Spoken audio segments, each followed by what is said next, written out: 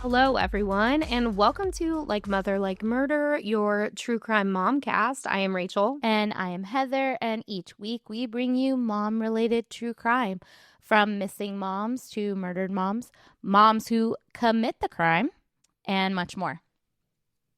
And today, Heather brings you a mom that commits the crime. Yes, this week is the much anticipated update on Kouri Richins. So we first covered this case actually back in June of 2023. And what we're going to do today is we're going to give you a brief overview of the case. We are going to get into the trial just a teeny bit, and then we will talk about the sentencing, which for us literally happened yesterday. When this is released, it will probably be about a week ago. But what we're also going to do is, after we talk about this, we will add our original coverage at the end, so you don't have to go searching for it or anything like that. We'll also put the links in the show notes just in case you want to go back and listen to the original coverage and the couple of update episodes that we also did as she was awaiting trial.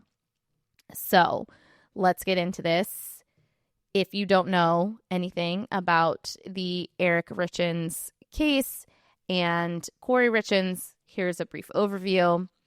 Eric Richins unexpectedly, very unexpectedly, died at only 39 years old. Eric's obituary said, quote, "He always strove to be the absolute best father and husband." So he and his wife Kouri had been together for a while. They had 3 young boys, and they were living in Utah. Seemingly, as always is from the outside, everything was great. But he unexpectedly died. A year later, Kouri, his wife, published a book called Are You With Me?, which she had, quote unquote, wrote to help children cope with the loss of a loved one. And this book was dedicated to Eric, her, quote, amazing husband and wonderful father. But let's rewind. So when Eric Richins died at 39 in March of 2022, that night they had been celebrating a successful business deal over drinks at their home, a Moscow Mule to be specific. And according to Kouri, after that, she went to go lay down with the kids, and one of her sons ended up falling asleep in one of the son's bedrooms. And when she woke up, she went back to their primary bedroom, laid down next to Eric, and he was cold to the touch. Supposedly, she tried some CPR. She called 911, but it was too late. It was determined that Eric had 5 times the lethal dose of fentanyl in his system. Like I said, a year later, the infamous book was published. And then mere months after the book was published, on May 7th of 2023, so this would be a little bit about a year after Eric had died, Kouri was arrested for aggravated murder of her husband, Eric Richins, as well as some other charges that included possession of a controlled substance, aka the fentanyl. Between her arrest in 2023, which was about the time that we first covered this case, right? It was not too long after her arrest, and the trial that happened in March of this year, okay, so March 2026, there was a lot of legal mumbo jumbo that was happening. And we talk about this in a lot of the update episodes, but basically she had a whole team. They had to drop out. They literally asked to be removed because of their involvement with some of the other things that she was standing trial for in a civil court related to all her financial stuff. Of course, as they're prepping for trial, more and more evidence is coming to light. They had also found this letter that Kouri had allegedly wrote to her brother, but she said it was actually just part of a book she was writing, a true crime book. But it was basically telling her brother to lie about certain things.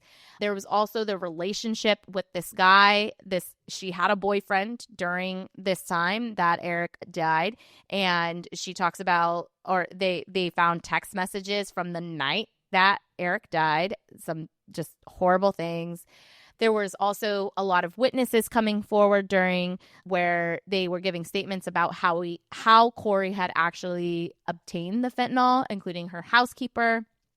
Okay, so there's a lot of stuff and a lot of legal mumbo jumbo. The defense kept asking for more time, and then they switched teams. They kept asking for more time. They were trying to get a ton of stuff out of court. Like, they didn't want a lot of the evidence to come out during the trial. And I'm going to plug our friend Courtney's podcast, The Crime Docket, because she did updates on everything that was happening during the trial. And I was listening to this, and it was very good.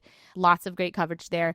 The prosecution, they relied very heavily on a lot of the evidence that showed that the motive here was driven by money. So if you go back and listen to our original coverage, which just stay tuned, we'll put it on the end of this episode, Kouri had massive debts related to her real estate. And she had also taken out multiple life insurance, like millions of dollars worth of life insurance policies on Eric. And then there's even evidence that she was signing off on certain things, on payouts for life insurance and stuff like that, all without, a lot of this without Eric knowing. So they presented all this for her motive. And then the prosecution also presented a lot of evidence from her phone and internet searches, which is part of the evidence that the defense tried to suppress. But it was a lot of very, like, how soon can I get life insurance? What does a death certificate need? Fentanyl overdoses, things like this. And so they presented all this evidence. They put on a very good case. And then in a very surprising turn of events, after the prosecution had presented their case, the defense rested. They did not present any evidence. They did not call a single witness. They had asked for extension after extension. They tried to suppress all this stuff. And at the end of the day, they were like, and when a defense does that, they're basically trying to say, like, we don't think the prosecution gave enough evidence beyond a reasonable doubt. I don't know what courtroom y'all were in, but ultimately, after about a couple weeks long trial, like, I think ended up being like 2-3 weeks, it took less than 3 hours for the jury to deliberate and find Kouri Richins guilty on all charges. And this happened in March of this year, of 2026.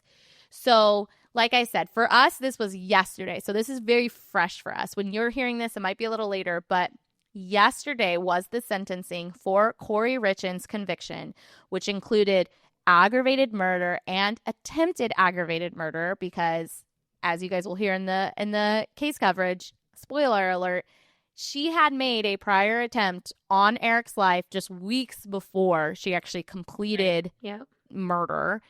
And she was also charged with that, found guilty. So her sentencing trial was held on the 13th of May, 2026, which would have been Eric Richins' 44th birthday, which is just a crazy twist of fate. They even fought to try to have it moved from that day, and they did not. They fought for a lot of things, and luckily this judge is pretty good about just straight shooter. Make like deals with criminals. Like, what are you talking about? Like, and he had probably been dealing with this shit for so long, like all of these delays and all that, like, it's like bullshit. So, the prosecution, they had requested the max, life without parole. Like, they wanted life without parole. The other option for this could have just been 25 to life. And the prosecution had also asked for a type of protective order to cover Eric Richins' family and the 3 sons from her and, kind of contact. But apparently, according to the way that the laws were written, the judge could not execute that order. Like, it is kind of like not like the way they're written. He couldn't do that. Although I do think that in some way, shape, or form, they should try to get that done in some way. But one thing that really just goes to show you, she did this, and I can say this because it's not alleged anymore. She has been found guilty. She did this, and we talk about this all the time, how it's like you're killing the parent of your child, and in doing so, you're getting caught, and now you're just taking away everybody in your child's life, right? We talk about this way too all often the on this time. podcast. All the time. Like, yeah. And the sad thing is the thing is when this occurred, you know, the children were relatively young, but now this happened in 2022 and 2022, that's right. And it is now 2026 when she's, you know, finally on trial and getting sentenced. The children are old enough now. The way that I kind of like to think of it is like they're all old enough to read. So, you know, they've been made aware for the past couple of years. They have been staying with and living with their aunt, Eric Richins' sister, who we know does not get along with Kouri because they had a lot of fights over money. And who knows, you know, why or where or whatever, but the children gave statements that they were wary. Like, they were worried. One of the sons, who is now 13, I think he's the oldest, said, quote, "I'm afraid if she gets out, she will come after me and my brothers, my whole family," end quote. Yep. Their statements broke my heart. So I sad. listened to all of them, and you know how my brain works, where it's like, I feel like I wish there was a way to protect children without, Yeah. I don't want to say corrupting them. Yeah. But it's like, I could tell in their statements they have been told a lot of things. Exactly. They have been made aware of a lot of things. And I don't think that that's wrong. I'm not saying that Right. it's wrong. I just want kids to be able to be kids. Live their I want them to be able carefree to life. be Yeah. their gentle, uncorrupt, like beautiful still little see the selves. world as And like a these beautiful place. People I know. ruin that for these children. You know what I mean? Like, hearing them, you know, they tear her apart when it comes to not feeding their animals and not feeling safe because she would act this way or she was drunk all the time or whatever. And it just is so sad. He also went on to say, I'm gonna miss my dad, but I'm not gonna miss my mom. And the other children, He doesn't even call her mom. Yeah, I'm not gonna miss Kouri. Yeah, he literally named, like, just first names her. And, you know, the other children were saying similar things. We were scared. And it is so sad that these children at such a young age are being, basically, the way they see the world now is it's not safe out there for me. Which part of me is we do want to make sure our children are educated enough to know to, like, be protected, you know, kind of thing. Like, don't go with strangers, obviously, like that kind of thing. But at the same time, like, you're just like ripping off those rose-colored glasses and being like, watch out, you know, the world. I think there were 6, 8, and 9 at this time. Like, yes, there should still be a level of childhood and youth and immaturity and stuff that just gives them the ability to just be children, and that was stripped away from them. And it's really rough to listen to, and it's heartbreaking. And what made it just even more infuriating during this sentencing trial, there was a lot of statements made, obviously victim impact statements made by Eric Richins' family, and then they found anyone and everyone they could, the defense, to make any kind of statement against life without parole. I mean, they literally had people that didn't even know Eric or Kouri making statements about why this idea of life without parole sentence should not be considered. Who knows if they even had heard of the case? Like, they don't know these people. And then Kouri Richins gets up there and gives a 40-minute long speech. And it's addressed like a letter to her sons. And it is just so egotistical. I have so much that we will talk about this at length kind of when we get into these afterthoughts, but she gives this 40-minute long speech, and I'm just kind of like, okay. The judge is very polite. He listens to everybody. He does what he needs to do, and then he gives his judgment. So the first thing is, she's actually been found guilty on 5 different counts. A few fraud charges, some forgery, and then the aggravated murder, and then the attempted murder. And the first thing he does is he says, these will be served consecutively, meaning you've been found guilty on all these. We're not going to concurrently run these sentences. And these forgery ones and these fraud ones are, I think a couple of them were like, it can't be less than a year, but it can't be more than 15. The forgery one, I think it was like, okay, you can't go more than 5 or whatever. And then like the attempted murder one is at least 5, but could go all the way up to life. So the first thing he's saying is like, these are going to be served consecutively. You're not going to get a concurrent, sentence on this.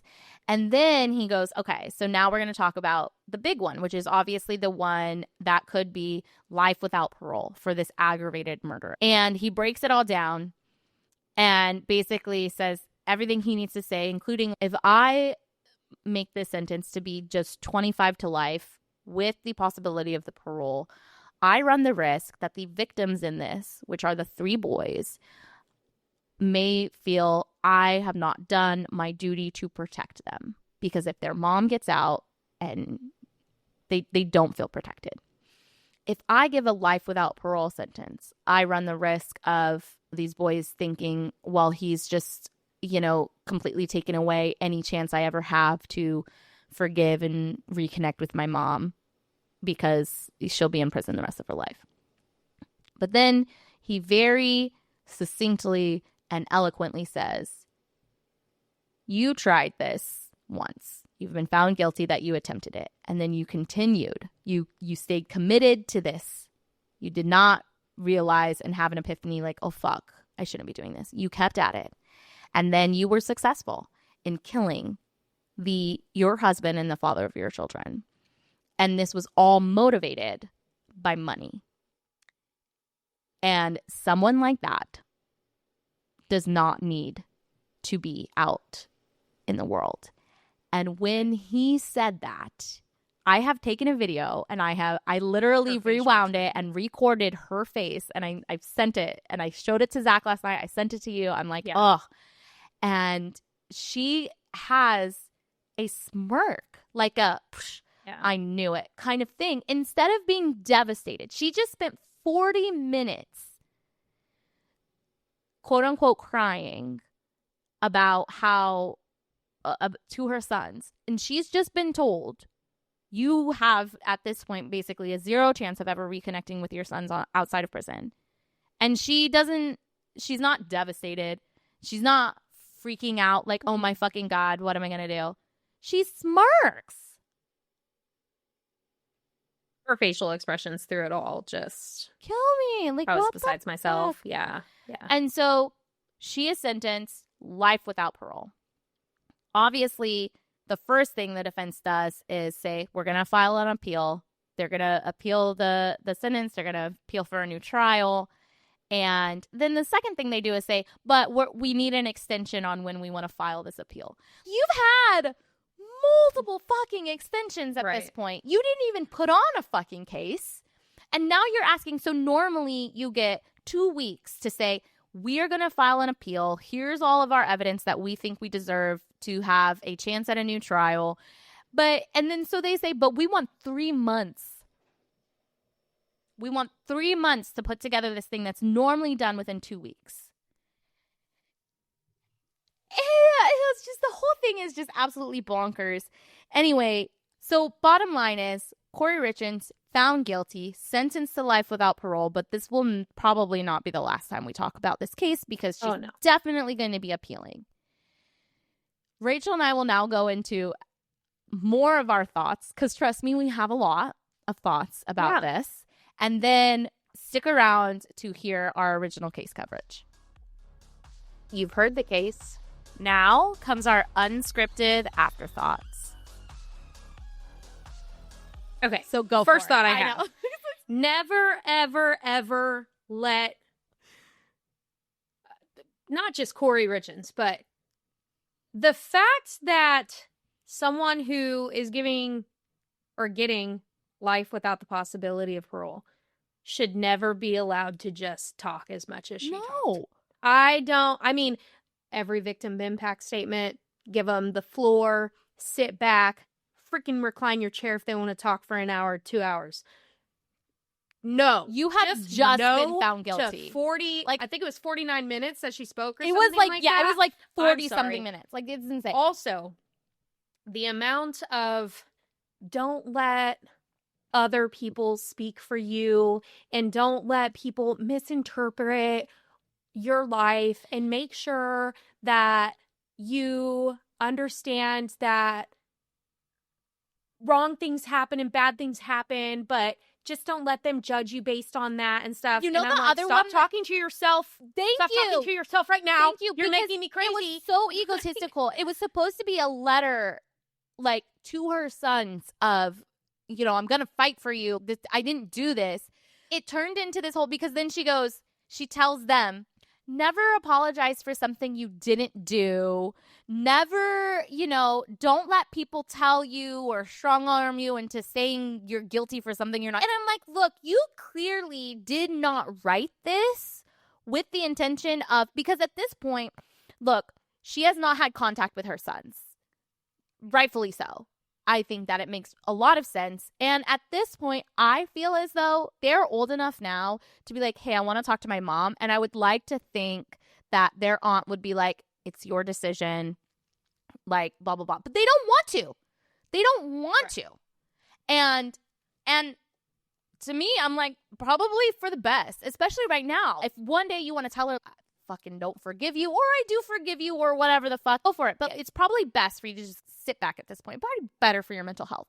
But the fact that she has not talked to her sons, and she uses this one opportunity where there's a chance that they may hear it, to just rattle on about.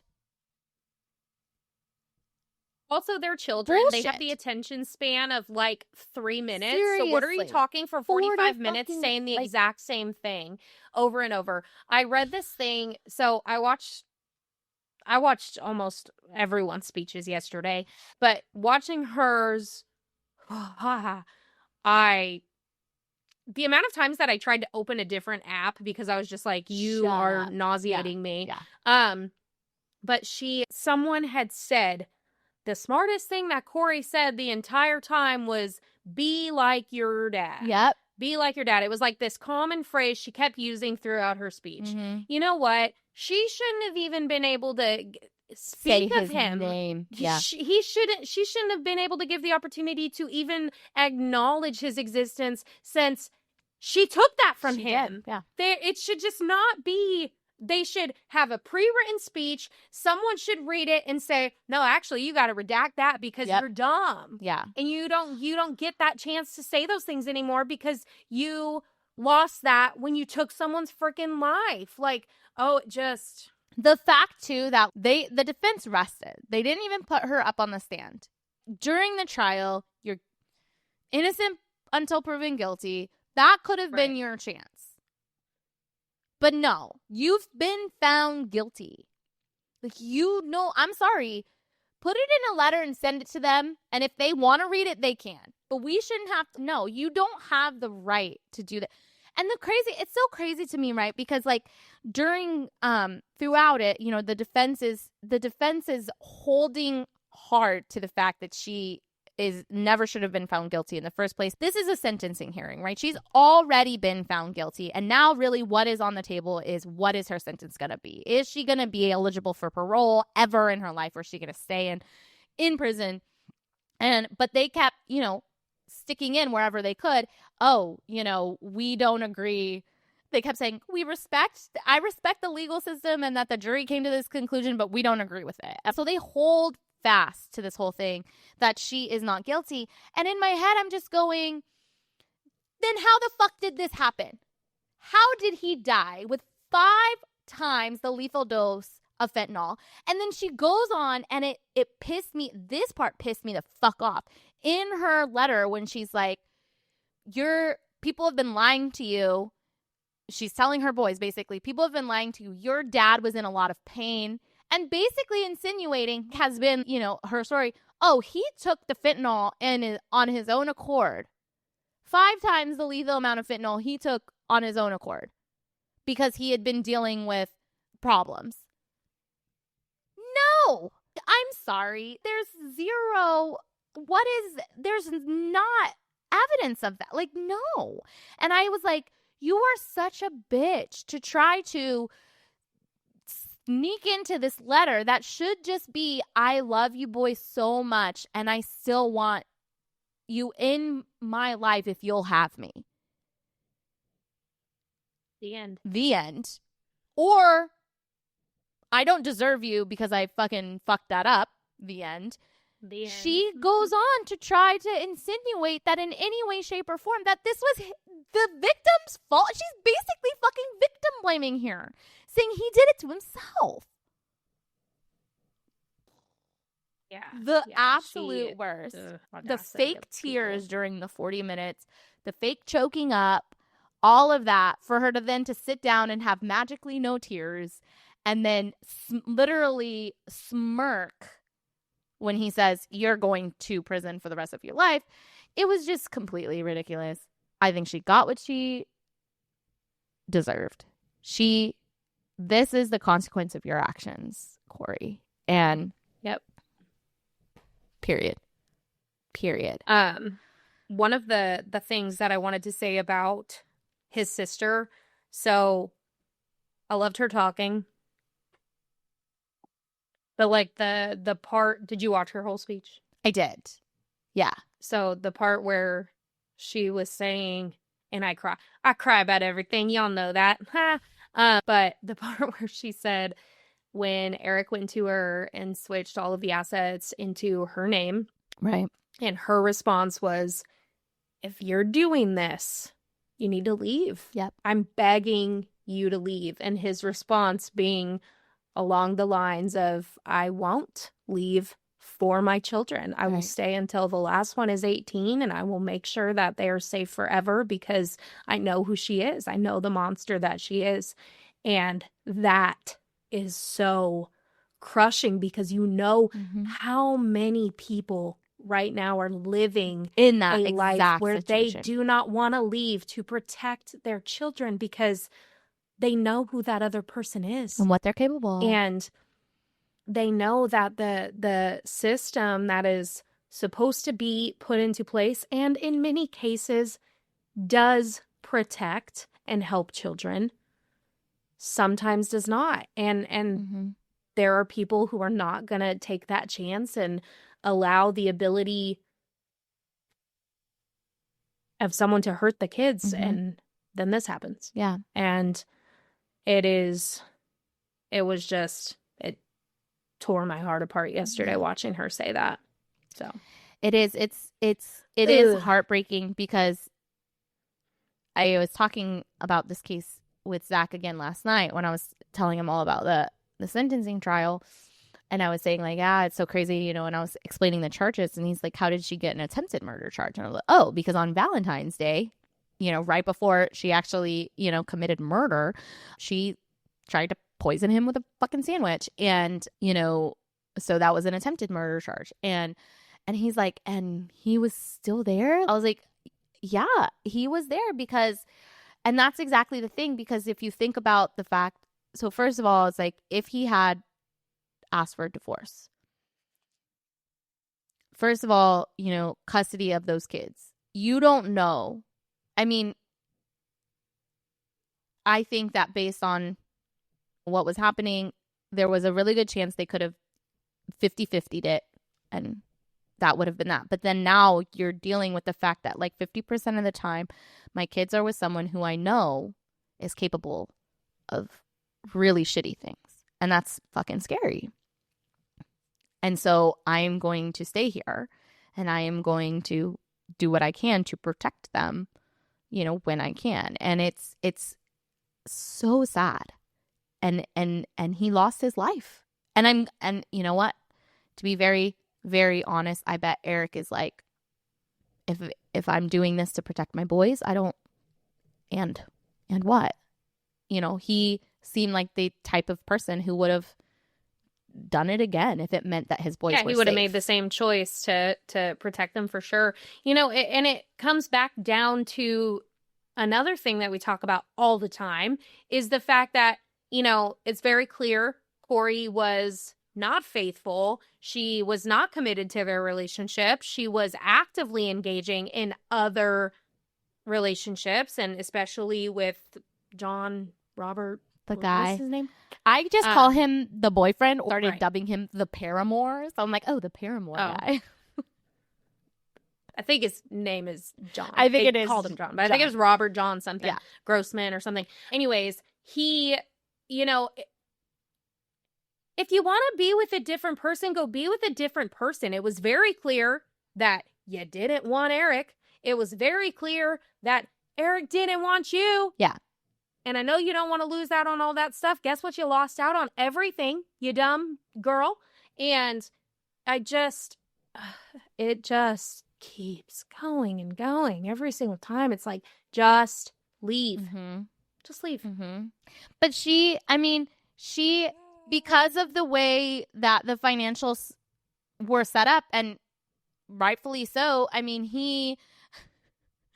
he had, they had the prenup, and he had the way that his businesses were set up, and the way that, they made sure, like, look, this money's mine, this money's yours. And she was in a shit ton of debt because she did that to herself. They talk about the fact that she took her kids, college funds and all of these kind of things. Yeah. And so I get that. But that's why she also was like, want to have to own up to exactly. the mistakes you made. That's her biggest thing, and she didn't want to own up. She still is, to this day, not owning up for the things that she has brought on herself, that she is responsible for. Like, these are the consequences of your actions, lady. And it was just so much. But like I said, I don't think this is the end of it. I think we will see appeals. Right. But I kind of hope, and drawing things back to my favorite case that I always draw things back to, because there's just so many, is like the Dan Markel case. They went through with their divorce. They were dealing with their custody. There was like the 50-50 split. Technically, I think it was like 51-49. And then he is killed. And, obviously multiple people go down for that. And then there's like these appeals processes. We're not going to be finished hearing about it, and I think that the same thing for Kouri Richins. We are not going to be finished hearing about it. I kind of hope, though, that it goes away rather soon, and they're just like, no, you don't get an appeal. Like, you decided not to mount a fucking defense. You're bad. It is what it is. Yeah. So I don't know the precedent of that, when a defense literally says when they didn't even put on a case and then they try to appeal. I'm like, right, you didn't have anything to say. What grounds you had exactly to say it? Yeah. So, like, I think they think that they can win if they just are actually able to suppress more of the evidence they tried to do in the first place. But I don't think so, because that evidence is fair game. Like, that is completely fair game. Very frustrating. Yeah, very. But that is our kind of updates on Kouri Richins' sentencing for the 2022 murder of Eric Richins, which we can now say is not alleged. She is officially guilty. She is officially sentenced. And you will hear our original case coverage of before she was even on trial. And then we will probably be back with updates. Boom. Shakalaka. Until she makes me so mad. I know, samesies. Next week will most likely be a new case for you, and we will let you guys know if there's updates to this one. Until then, please take care of yourselves and just protect your children. Just let them be kids. It's heartbreaking, and I've never been more pro-divorce. Until we hear situations. Divorces like are great. So. I don't know why people still treat, and maybe it was like divorce over murder. I don't think divorces are great, but depending on the circumstances, they could be though. They could be. Like, I have known so many people, and who tell me, "Oh, my parents got divorced when I was young. And I'm thankful for that, because the alternative was them being in a relationship with each other, making each other miserable, and that obviously permeating out. And now my parents get along. I have both my parents at my wedding. They're with they're happy with their new partners. They're living their best lives, and so am I, because my parents made the selfless choice to choose a co-parenting relationship that was going to be that put the kids first. And that's what's so hard in a lot of these situations, is a lot of people think, well, I'm staying married to put the kids first. And part of me gets that, but is that really what's best for the kids? Yeah, every situation is different. Totally. Absolutely. Totally. But definitely divorce over murder. 100%. That will always be true. That is, we are TM. We're making a shirt. Divorce over murder. Agreed. New shirt. But yes, thank you guys for following along with this years-long now coverage of Kouri and Eric Richins. And you have not heard the end of it, but we will be back next week. Take care, y'all. I love you. Bye. Okay, love you. Bye.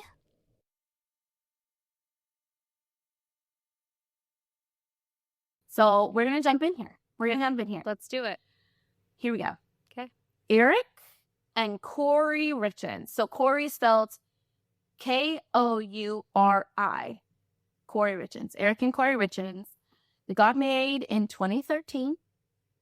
Quickly had 3 beautiful baby boys. And lived in Utah, living their best life. Kouri, she was in real estate. And Eric, he co-owned with his business partner a pretty successful stonemasonry company. March of 2022. Okay. They were celebrating over drinks about a business deal that Kouri had just closed on. Afterwards, Kouri goes to put the kids to bed, and she actually ends up falling asleep in one of their son's bedrooms. She wakes up, like 2 or 3 in the morning. She goes back to her and Eric's bedroom, and when she lays down next to her husband, he's cold to the touch.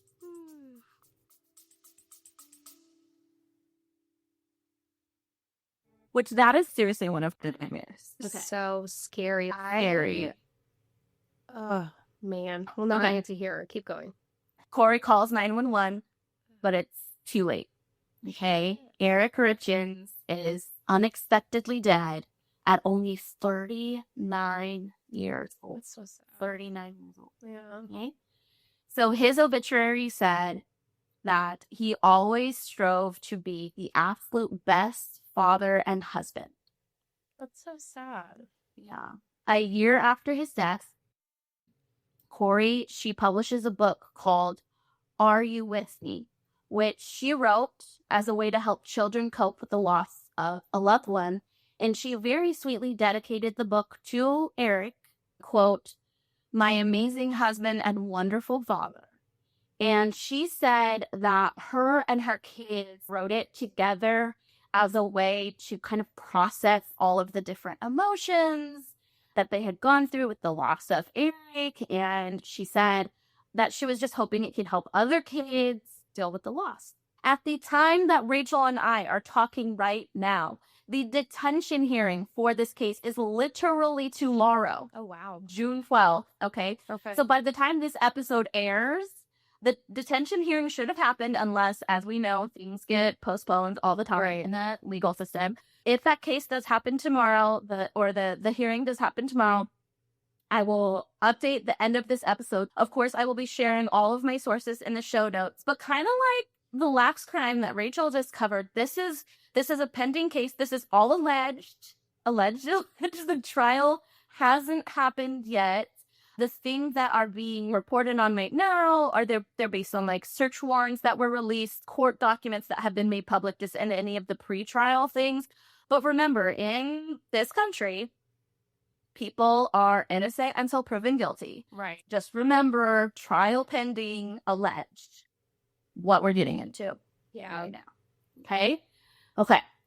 So one thing about their marriage that I want to kind of put out there to kind of maybe potentially foreshadow stuff that I'm gonna be getting into. Eric and Kouri had a premarital agreement that said that each of them did not have the right to one another's present or future income, property, or assets, except if Eric died while the two of them were still married. His partnership interest in his business would then transfer to Kouri. Okay? So what did they do again?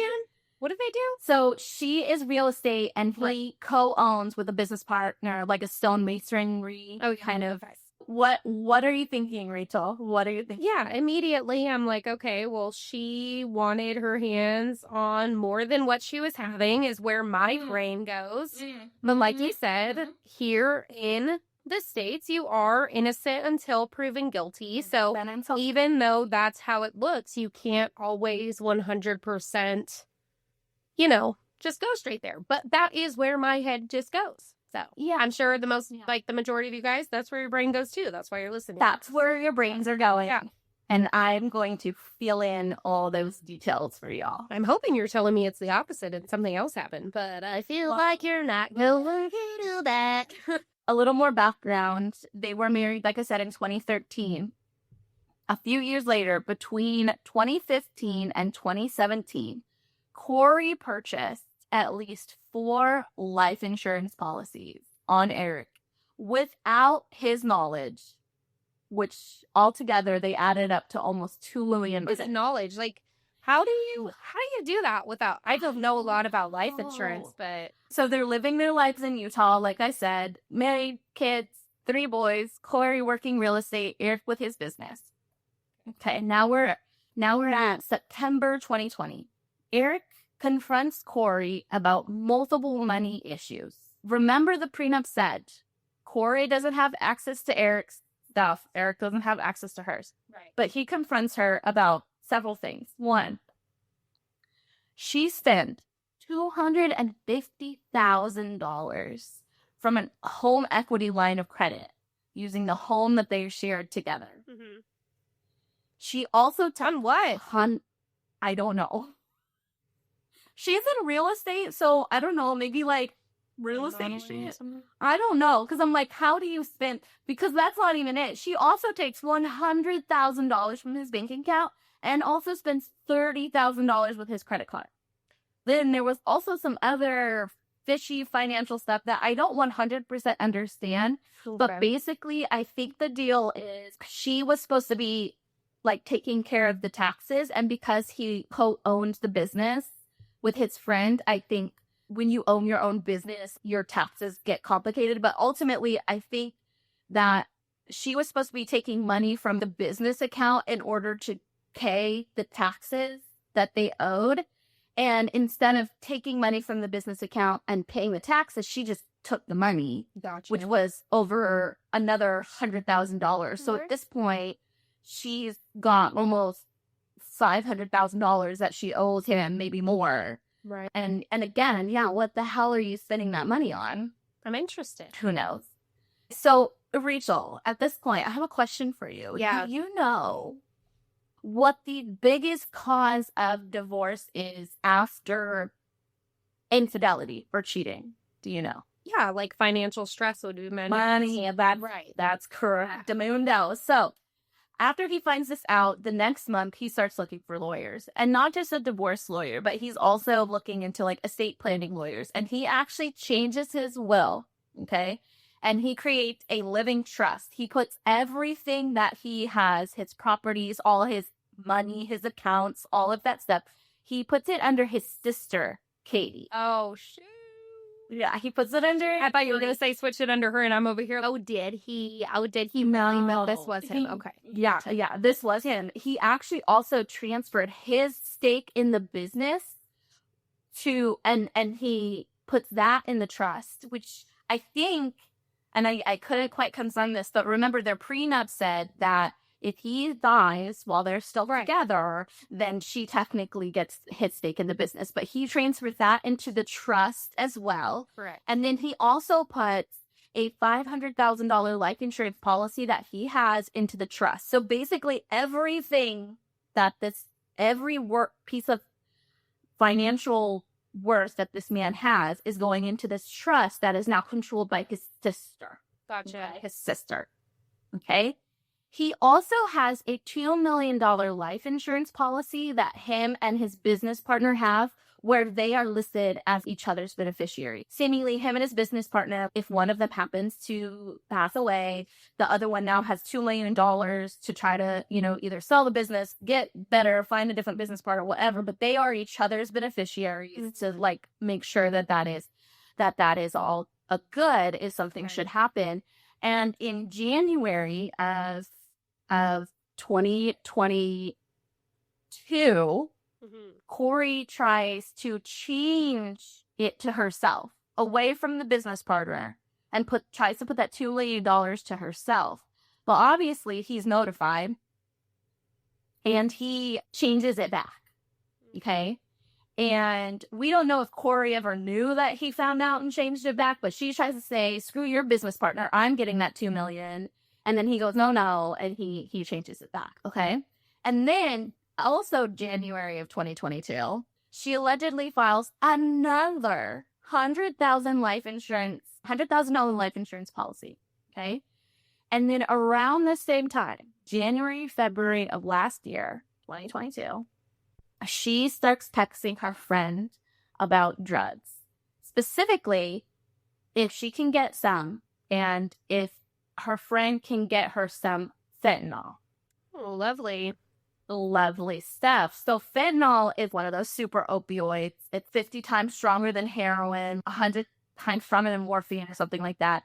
And they do use it sometimes in medical purposes as like a pain medicine. But obviously there's a lot of illicit fentanyl out there that is used. I wouldn't say it's recreational. Yeah. That shit's dangerous as that's not recreational. But basically, she asks her friends for some fentanyl. The friend finds some, passes it off to Kouri. And according to the friend, this was done on either February 11th or 12th of last year. Okay. 2022. So, Valentine's Day, 2020. Allegedly speaking. Kouri makes Eric a sandwich. This Valentine's Day after all. She leaves him a little love note. Leaves it in his truck for him. But when he eats it, he breaks out in hives and can't breathe. He uses his son's EpiPen and a Benadryl, and then I guess basically just kind of sleeps and passes out for several hours, wakes up, and he's feeling better. Yeah. But that is when Eric apparently tells a friend that he thinks Kouri's trying to poison him. Oh my God. Right? And according to a few sources that I found, this was not the first time. Really? That he's his wife. And I'll get into this, but apparently a big reason that he wanted to stay, even after suspected poisonings and all this financial shit, is for the kids. Like, he didn't want his kids to come from a broken home. Allegedly, on a previous family vacation, he got really, really sick after drinking a drink that Kouri had brought to him. And even at that time, he had told his family members that he thought Kouri was trying to kill him. And they didn't talk him out of being with her? What is happening? Either way, her poisoning attempts, including the one on Valentine's Day, didn't quite go as she planned, probably. But that doesn't stop her. So she hits up her friend again, her fentanyl friend, and says that she needs stronger stuff. She wants stronger fentanyl. And again, this is all allegedly. And I think this is actually according to the fentanyl friend. I don't know if this was the first time she had asked for drugs or the second time. Kouri actually says she needed some, quote, Michael Jackson stuff. At this time, Kouri's financial situation not getting any better. So remember, she already spent a bunch of her husband's money that she told him when he confronted her about all this stuff. She said, I'll pay you back. Right. But then she also apparently owed a money lender $1.8 million. Yeah. And then she also owed a bunch of taxes to the IRS. So, like, between state and federal, I think she owed almost $200,000 to the IRS. And the day of March 3rd, 2022, she actually has a phone call with the IRS talking about the fact that you owe this money. So this brings us to March 4th, 2020. This is according to Kouri. Her and Eric were celebrating some kind of business deal that she had made. She makes him a drink, a Moscow Mule, she says. She says she makes it for him in the kitchen, brings it to him in the bedroom, and then she goes, puts the kids down, falls asleep with one of the kids, and when she gets up, goes back to the bedroom, that is when she finds Eric cold to the touch. And then she tells authorities that she tried CPR, but when medical staff arrive on scene, they said that it didn't seem like CPR had been tried because there was still a lot of blood in his mouth. So that wouldn't probably still be there if CPR had been. Right. Like if it was actually,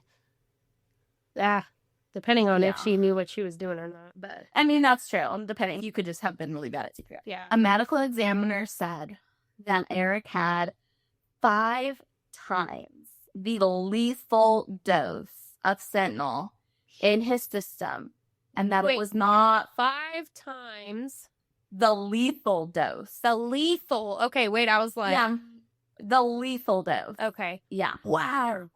Yeah. So imagine if the lethal dose of, I don't know anything about drugs, but let's say the lethal dose is 5. Does fentanyl come in pills? I think they come in pills.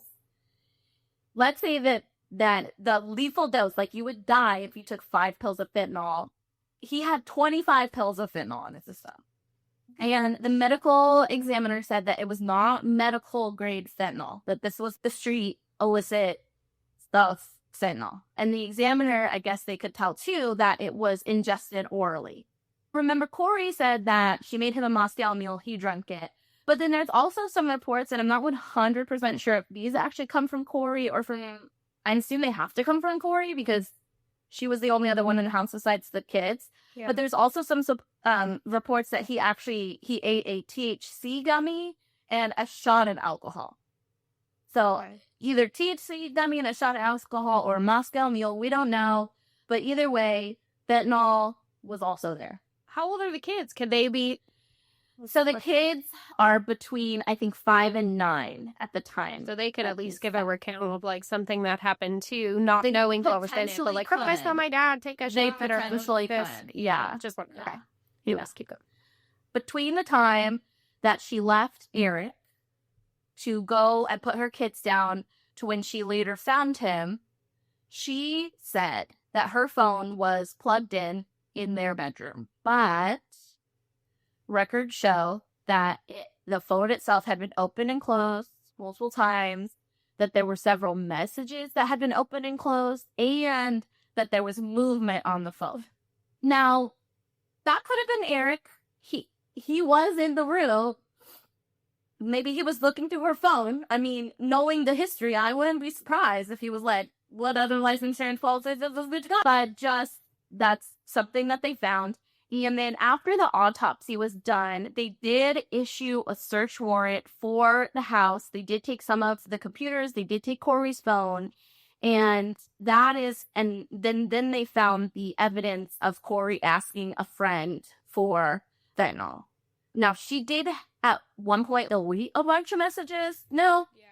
I'm not saying there's anything illegal about deleting messages. I have to delete messages because my phone space is almost finished because I have about 50 billion 5-second videos of my kids walking or blowing bubbles or something, and I have no fucking reel. It's not illegal to delete text messages, but there were text messages that had tried to be deleted, but regardless of that, they did find the messages of Kouri asking a friend for fentanyl. And then, if this couldn't get any worse, a few days after Eric dies, I think it's literally 2 days after he dies, his grieving wife, Kouri, tell me, she hires a locksmith to drill into his safe that supposedly had over $100,000 in cash in it. And when his sister, Katie, finds out, she tells Kouri, no, leave it alone. and Kouri and the sister get into it. Mm-hmm. And Kouri actually punches the sister Katie in the face. Oh my gosh. Okay. So again, allegedly, whatever. But I did find one report that said that deputies did respond to the call and that Kouri did get charged with assault for punching the sister. But the big thing here is I think this is the same time that Kouri finds out that Eric made a living trust and she was not the trustee, that everything was under his sister Katie's control. So at this point, this is when the Kouri and Katie, Eric's sister, that they start fighting over the money. Kouri tries to get Katie off the trust.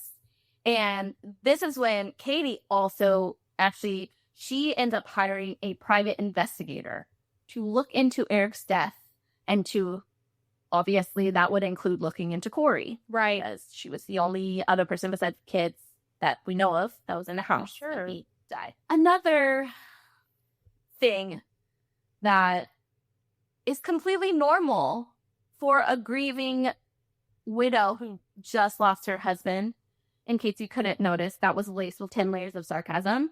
Yes. The day after Eric died, Kouri throws a party. Apparently to celebrate the same business deal that her and Eric had supposedly been celebrating the night before. So basically, she was in real estate. I think the whole thing was like she bought this house. She was planning on flipping it. So like she bought this house and she has a huge party, invites her friends to the new property, and they're celebrating, drinks, everything. So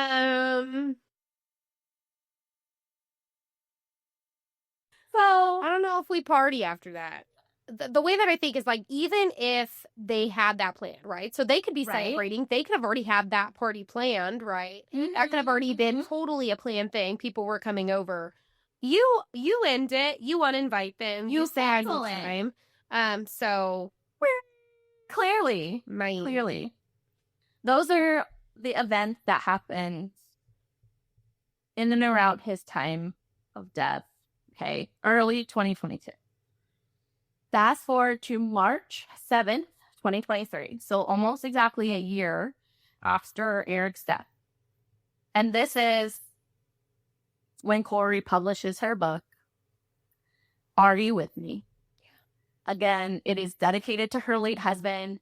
She says it's a way for her and her sons to grieve. She actually went on some local TV stations to talk about the book. A year after Eric's death, March 2023, a few months later, Kouri is seemingly still in the grieving process.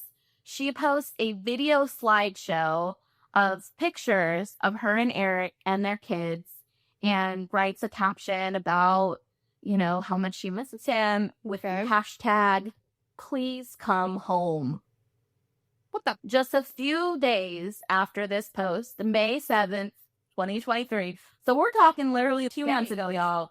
Last month, 1 month ago, May 7th. She's arrested for aggravated murder as well as possession of a controlled substance with intent to distribute. Right. And then the day that she was arrested, they also found another cell phone. And there were some interesting internet searches.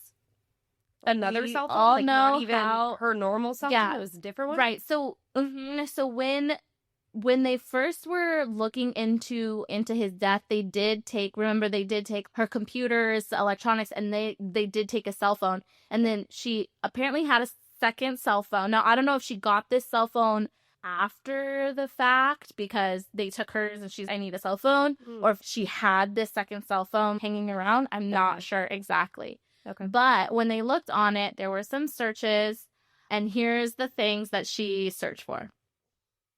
Can cops force you to do a lie detector test?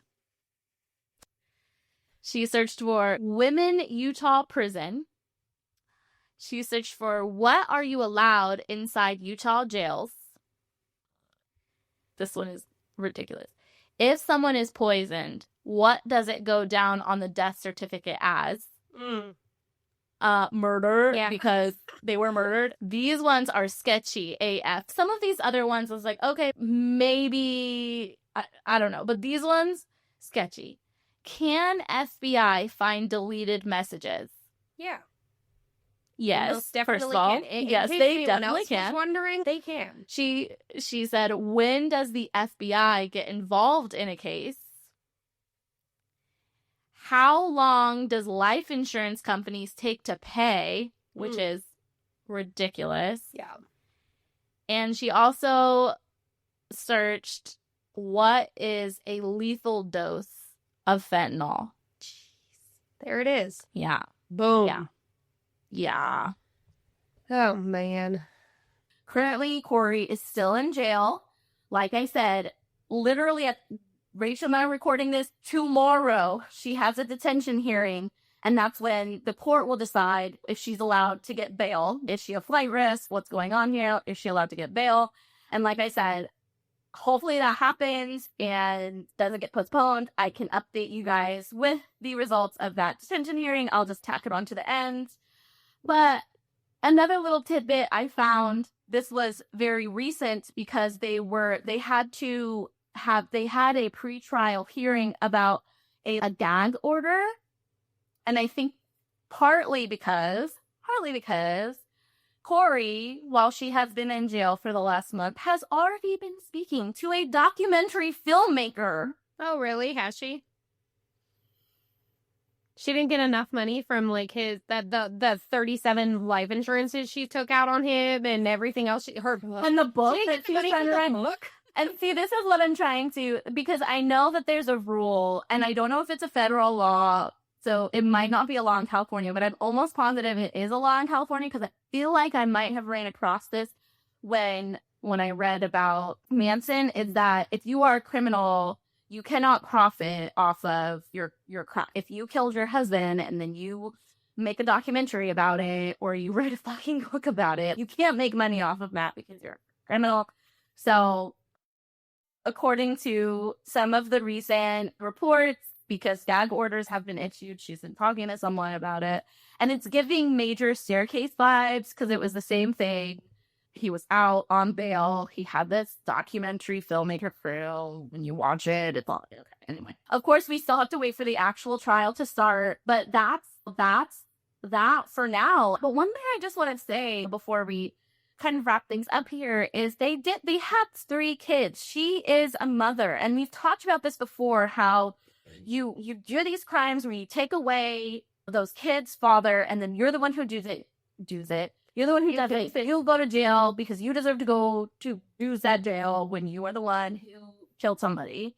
But it's so sad because everything you read about him, even in her own words, which, I mean, take those with a grain of salt, even his obituary, you know, it's talking about what a family man he was and how great of a father he was. And I did read some articles that said, you know, that part of the reason he did stick around through all of the bullshit was that he didn't want it to impact his young children. Like I said, I think the oldest is maybe 9 or 10, maybe 10 at the time of his death. He didn't want his children to come from a broken home. But luckily, at this point, Eric's sister, they're off Katie, has tried to, like, she's filed to gain guardianship of them. And I just want to make sure. The one who got punched in the face? The one who got punched in the face. And yeah, you get them kids. Right. And you raise obviously kids. Hell yeah. Right. And she is the trustee for his living trust. So she has, you know, what she needs to take care of them in the way they deserve to be taken care of. And so I just want to put out all the positive vibes that things work out in the best way possible for those kids. Right. Because at the end of the day, obviously Eric's death is a tragedy, and that really sucks for him and his family. He obviously had a sister, his parents, everything like that, but those kids are the people that we really need to keep in mind at the end of the day. And let's just hope that they get to a place, which might be, I mean, honestly, like, how do you really come back from that? Especially the 9-year-old, he's old enough to understand what's going on right now. Just hopefully they can get to a place of peace And hopefully Aunt Katie is the best and, provides for them what they need. I am back as promised with an update on the detention hearing that happened literally yesterday. When you guys are listening to this, it will be like a week ago, but on June 12th, Kouri Richins had a detention hearing, which is basically whether or not she'll get bail, and the judge did deny any pre-trial release, saying that Kouri Richins has to stay in custody pending the outcome of the eventual trial because there is, quote, substantial evidence, quote, against her. So that I am actually very glad for, because I think as it's shown, maybe she's not good with money, but it does seem like she can get access to money. And Lord knows, if you can get access to money, I mean, the risk of that person bouncing is a lot higher. So, yes, she's being held without bail. Yeah. And they still haven't scheduled any other preliminary hearings. They're supposed to meet later this month to kind of schedule some things out. But I am interested to see, what comes out of these preliminary hearings, because I'm sure the defense is going to argue that certain evidence not be allowed in the trial for whatever reason or another. Maybe they'll claim that none of it's relevant. That's kind of what they've been talking about so far. They keep saying, you don't know it was her that searched it, and you don't know it was her that changed the will or the trust or whatever. You don't know that. And you're just kind of like, wow, look at these. So that is the literal latest update. Yes. And like I said, we're going to have to come back for a part 2 when this goes to trial. And we will keep all of our listeners updated. Okay, bye. Bye. Bye. Bye. Bye. Bye.